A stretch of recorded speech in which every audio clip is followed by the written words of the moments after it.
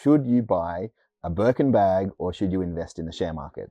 And this has been a question we've been surprisingly getting a bit recently, not just Birkin bags, but other sorts of alternative investments, particularly given some of the sharp rises these investments have seen since the COVID crisis. There's been a real explosion in prices in some of these rare products. So are they a sensible alternative investment rather than investing into a portfolio? Now, to answer this question, I've dug up some great research that was recently done by Frank Knight in terms of luxury investments. And they've looked at lots of different categories of types of luxury investments and how they've performed over the last 10 years. Now, anecdotally, Birkin bags, as a very specific example, have risen by hundreds of percents just over the last 2 or 3 years.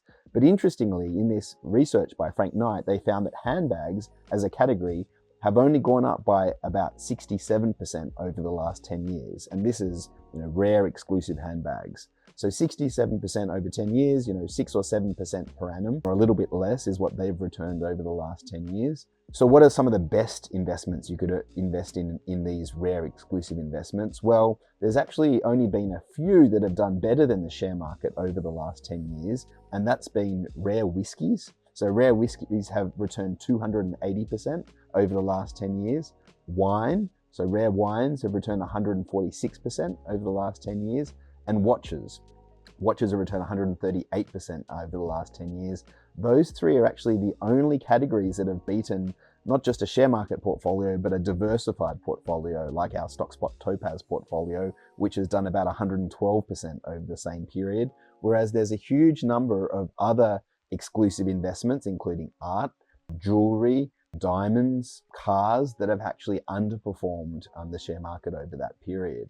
And so what's the lesson in this? Well, rare exclusive investments like these, or passion investments, as Frank Knight likes to call them, they can do very well, but they can also do quite poorly. And it's very hard to know which ones will do well over the next 10 years and which ones won't.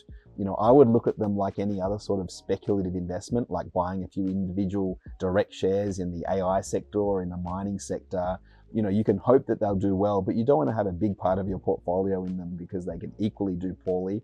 And what the research shows is that out of 10 or 15 different examples, only 3 actually did better than the share market, and much more did worse than the share market over the last 10 years. So your chance of correctly picking which luxury investment will do well is probably not going to be right. And then you also have to work out within that category which wine to buy or which handbag to buy, which is another difficult decision to make, and you might not get that decision right even if you pick the category right in the first place. So my tip would be, probably as the core of your portfolio, as you'd probably expect to hear from me, isn't a sensible place to put your money.